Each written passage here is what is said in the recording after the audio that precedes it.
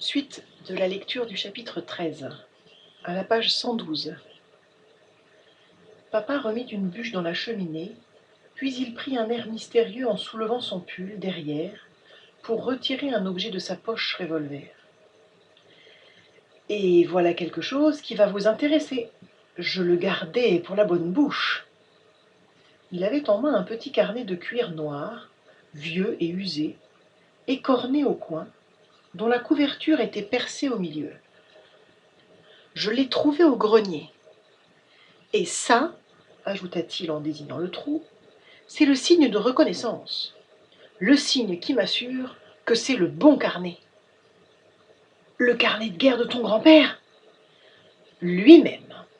Mon grand-père m'avait parlé de ce trou. Vous savez ce que c'est? Un trou fait par un éclat d'obus à Verdun en 1916. Je relevai évidemment la date, et aussi le nom de Verdun, comme sur les enveloppes.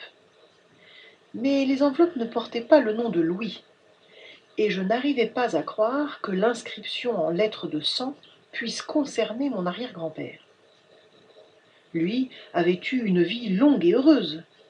Après avoir été soigné sur le front puis à l'hôpital, il avait été envoyé par ses parents en convalescence en Angleterre. C'est là qu'il avait épousé une Anglaise, qui était devenue mon arrière-grand-mère. « Et savez-vous, reprit papa, où il le mettait, ce carnet ? Dans la poche intérieure gauche de sa veste. Et l'éclat d'obus s'est planté dedans, dans la poche gauche, juste à l'endroit du cœur. Il m'a dit plusieurs fois que ce carnet lui avait sauvé la vie. » Mon père l'ouvrit à une page au hasard et lut. Vendredi 18 septembre 1914. Descendu du train vers 5 heures, nous avons pris à pied la direction de Verdun sous une pluie fine et pénétrante par des chemins détrempés. Il s'interrompit un instant pour préciser. « Je vous lis juste quelques passages. » On enfonçait dans la boue jusqu'aux chevilles. Ciel toujours nuageux, de temps en temps des averses, marche très difficile sur les routes boueuses. Nous nous couchons, et avec nos outils nous commençons à creuser une tranchée. On travaille vite, car on a froid, et on veut se trouver le plus rapidement possible à l'abri des balles. Notre tranchée étant terminée, on nous fait prendre nos sacs, et on nous porte à 200 mètres plus à gauche, dans des tranchées qui existaient déjà. Vers 1 heure, nos cuisiniers apportent la soupe. Est-ce qu'ils ne se rendent pas compte que c'est le véritable moyen de montrer nos positions à l'artillerie ennemie? Les hommes, voyant la soupe, sortent des tranchées, malgré les recommandations des chefs. Le résultat ne se fait pas attendre. Un obus éclate à 200 mètres en avant de nous. Chacun se terre, mais trop tard. Les obus sifflent sur nos têtes. Nous ne sommes pas à la noce. Nous nous apercevons que c'est l'artillerie française qui tire sur nous. « C'est incroyable, ça !»« Incroyable, mais vrai, dit mon père. On évite de l'ébruiter, parce qu'il faut continuer à donner l'impression que la guerre est une action noble, faute de quoi elle serait intolérable. Ce qui est sûr, c'est que la longueur du tir était souvent mal réglée, qu'on ignorait la plupart du temps la position des troupes, et que l'information laissait à désirer. Ça explique qu'on pouvait tirer sur sa propre armée sans le savoir. Et ceux qui se retrouvaient avec une jambe ou un bras en moins à cause d'un obus de leur camp, c'est révoltant. J'espère qu'ils ont fait un procès.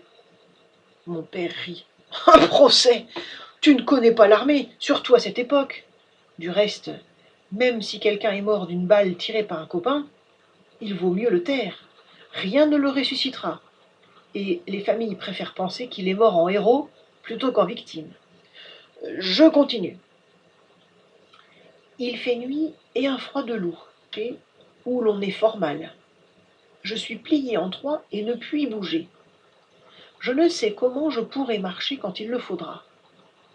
Nous nous gardons bien de lever la tête de crainte de nous signaler à l'artillerie ennemie. Voilà 2 jours et 2 nuits que nous sommes ici.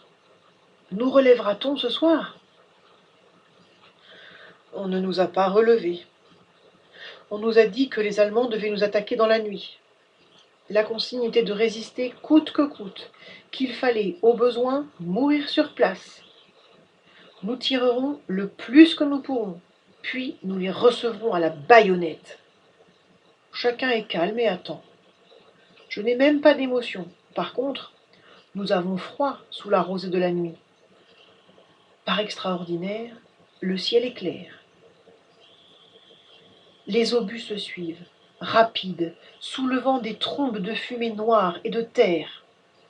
L'un d'entre eux tombe au beau milieu de la tranchée. La position n'est plus tenable. C'est sans doute une batterie de gros obusiers qui tire. Elle envoie ses 4 obus à la fois. En une demi-heure, il doit être tombé sur nous plus de 100 obus. Les hommes sortent des tranchées et fuient en s'égaillant, les uns se dirigeant vers la crête de la butte pour gagner l'autre versant, les autres vers un bois qui se trouve sur la droite des tranchées. Mauvaise idée. Un obus éclate à environ 3 mètres à ma gauche. Un peu de terre précédée d'une bouffée d'air m'atteint, mais je n'ai aucun mal. Un autre arrive à environ 6 mètres à ma droite, et un morceau de fer et de plomb presque aussi gros que mon poing arrive à mes pieds. Je cours afin de me mettre hors de la portée des canons ennemis. Les détonations s'espacent derrière moi, puis elles... Ce qui reste du bataillon est sauvé. Mais en reste-t-il beaucoup? Papa tourna la page, et une feuille tomba du carnet. Il la ramassa et lut. Ma petite Céleste, je peux te le dire à toi, rien qu'à toi. Je sais que le moment où tu liras ces lignes sera terrible pour toi, et je voudrais être là pour te soutenir car je sais combien tu es seule. Cela me torture d'avoir à te l'apprendre, mais Joseph est mort. Il y eut un silence, puis papa soupira. Ah, elle n'a sans doute jamais reçu cette lettre. Mon grand-père a été blessé ce jour-là, et son courrier n'est apparemment pas parti. En tout cas, fit remarquer ma mère, elle en avait des amis, ta grand-tante, parce que ce Joseph n'est visiblement pas le garçon avec qui elle s'est enfuie. Ça me fait penser, fit mon père d'un ton songeur, qu'il y a des incohérences dans cette histoire.